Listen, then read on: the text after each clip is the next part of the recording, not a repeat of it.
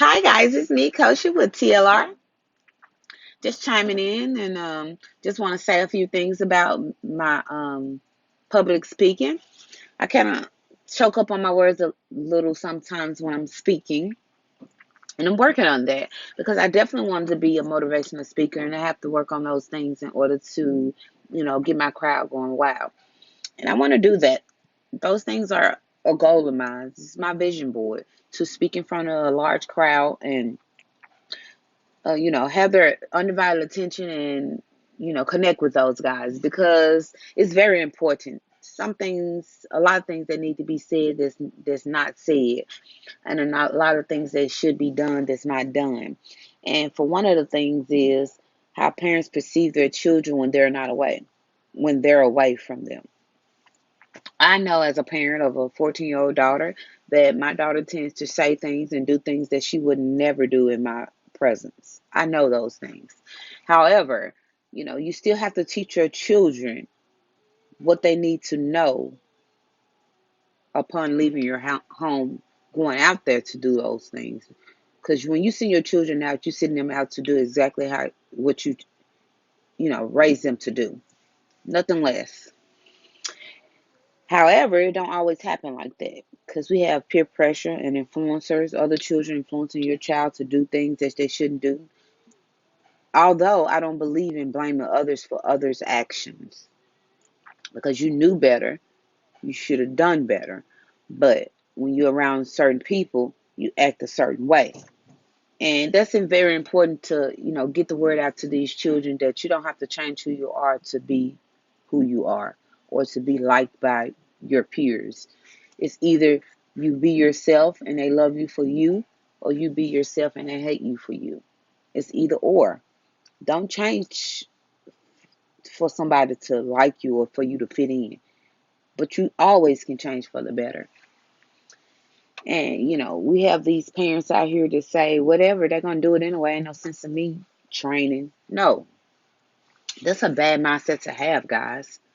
Just because they're going to do it don't mean you don't do your part to teach them right from wrong. We have a lot of young, uneducated parents out here that need the support.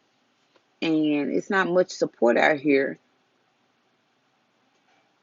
if you're uneducated and don't know where to find it because you don't have an education. You don't know where to turn. You don't have the resources to look. Or, you know, you read on a, second grade level at 25. I'm not here to bash no one. However, it's a proven fact that most of our young children are uneducated because they have uneducated parents. They have parents that don't force them to be great. They have parents that don't admire their greatness because it's like it is what it is, but it ain't what it is. We shouldn't do those things to our children. We should push our children to be better. When you see your children messing up, you don't give up on your children. You keep going. Because I know I've been through so much with my 14-year-old daughter, but each day it's another challenge. And I won't give up on her. I don't want her to give up on herself. And guys, we need more people in this world like that. We need more people that's not giving up. We need more support systems. We need less judgmental people around because a lot of times people are scared that they're going to be judged and the reason they don't ask for help.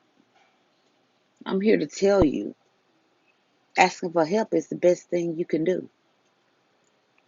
If you don't know how, you can learn how if you want to.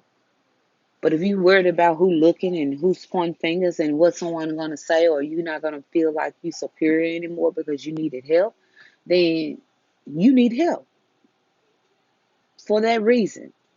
So for you guys to um,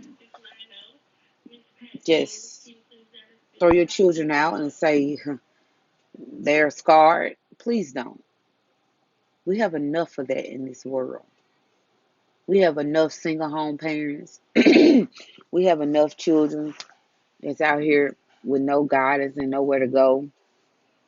no education, smoking marijuana, taking, prescription medications, unprescribed, you know, stealing, robbing, conniving, all because, their parents left them to be because their parents had no resources to help them or put them in a place where they needed to be.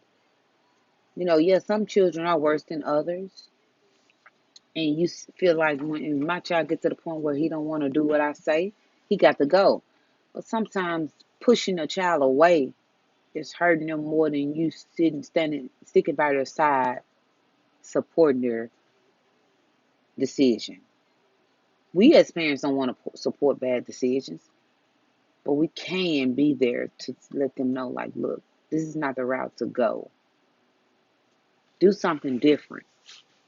But when you got parents smoking and drinking and blasting, uh, you know, bad music and watching horrible situations on TV, you know, exposing your children to all these things, then you wonder why. Then you point fingers. If my child seen me set up and roll up some marijuana in front of her, and me telling her, hey, don't do this, that sounds foolish to me. I don't know if it sounds foolish to you, but it sounds very foolish to me. Very. If you sitting up here turning up drink, a can of drink, liquor, beer, or whatever you call it, drinking in front of your child, and you tell your child don't go drinking, or drinking while you're driving, or using your cell phone while you're driving, and you tell your children don't text and drive, what do you think? You have to lead by example. It's very, very important. I know long videos is very, very, very boring. I'm not going to bore you guys out, but I just have so much to say on this topic about how us as parents have to step up and be in our children's life and, you know, point them in the right direction. But when you're a parent yourself and you conniving and you don't care, your children tends to be the same people as adult growing up into adulthood, or even worse, because they didn't see you play the game. Now they can play the game plus play the game.